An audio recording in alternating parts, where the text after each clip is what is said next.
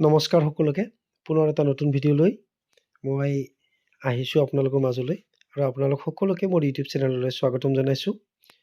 এই ভিডিঅ'টো আমাৰ টিউটৰসকলৰ লগত জড়িত। আপোনালোকে গমেই পায় বিভিন্ন বিদ্যালয় যিবিলাক বিদ্যালয় মানে প্ৰাদেশিকৰণৰ আওতাত আহিছিলে, কিন্তু চৰকাৰে ইনষ্টিটিউটখন প্ৰাদেশিকৰণ নকৰি শিক্ষকসকলৰ পদসমূহে প্ৰাদেশিকৰণৰ আওতালৈ আনিলে। আৰু চৰকাৰে এটা ক্ৰাইটেৰিয়া মানে কিছুমান নীতি নিয়ম বান্ধি দিছিলে। ধৰক যিসকল ছাৰ বাইদেউৰ বহু বছৰ তেখেতসকলে বিনা বেতনে বিদ্যালয়ত খাটি আছে বা শিক্ষকতা বৃত্তিৰ লগত জড়িত হৈ আছে, কিন্তু চৰকাৰী নীতি নিয়ম মতে যিসকলৰ বৃত্তিগত অৰ্হতা, বিশেষকৈ হাইস্কুল বা হায়াৰ ছেকেণ্ডাৰী ক্ষেত্ৰত BEd আৰু LP ME ক্ষেত্ৰত বিশেষকৈ DLED আৰু ME ক্ষেত্ৰত BEdটো প্ৰযোজ্য হয়।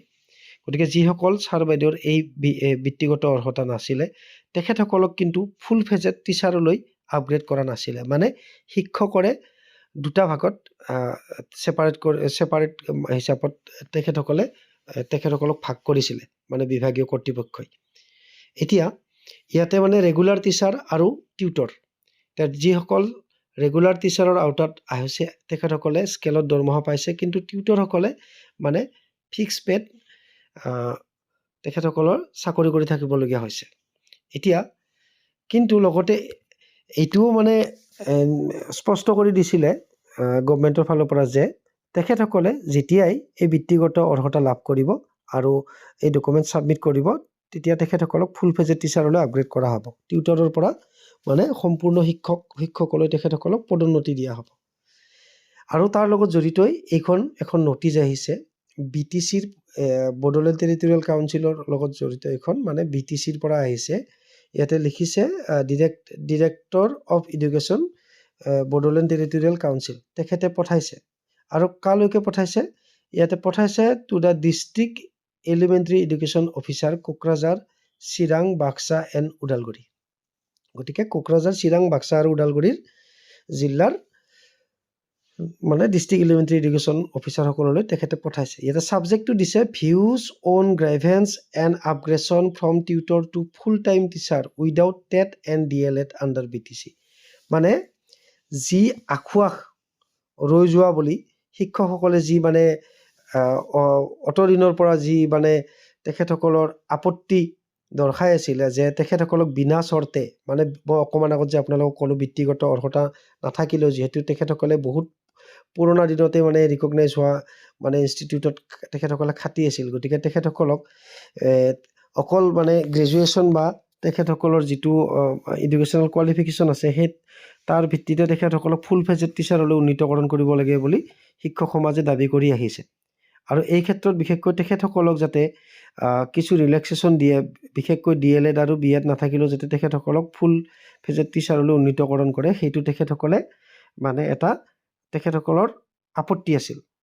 আৰু এই আপত্তিটোৰ ওপৰত ভিত্তি কৰিয়েই ডিৰেক্টৰ মহোদয়ে BTCৰ তেখেতে এই জিলাকেইখনৰ ডিষ্ট্ৰিক্ট এলিমেণ্টাৰী এডুকেশ্যন অফিচাৰলৈ এই লেটাৰখন পঠাইছে। এতিয়া চাব এই লেটাৰখনত কি লিখিছে।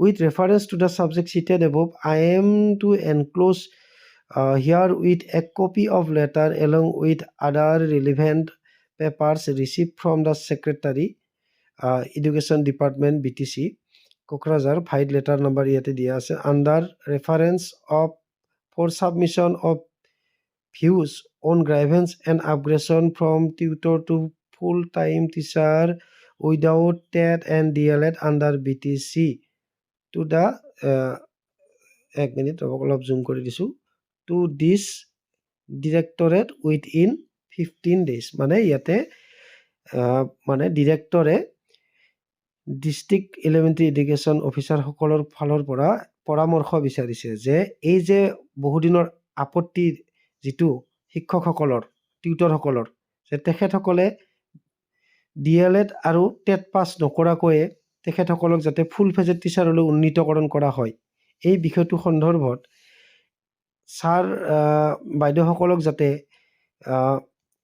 তেখেতসকলৰ দাবীসমূহ মানি লৈ বিনা চৰ্তেই এই নতুন মানে যিটো মই ক'লোঁ ফুল ফেজেড টিচাৰ পদলৈ উন্নীতকৰণ কৰিব পৰা যায় নে নাযায় তাৰ ওপৰত পৰামৰ্শ বিচাৰিছে ডিষ্ট্ৰিক্ট এলিমেণ্টাৰী এডুকেশ্যন অফিচাৰসকলৰ পৰা কোকৰাঝাৰ, চিৰাং, বাক্সা আৰু ওদালগুৰিৰ ডিৰেক্টৰেটে। আৰু ডিৰেক্টৰে এই যিবিলাক ডাটা কালেক্ট কৰিব এই পৰামৰ্শ লোৱাৰ পিছত তেখেতে ছেক্ৰেটাৰিয়েটত 15 দিন মানে ছাবমিট কৰিব।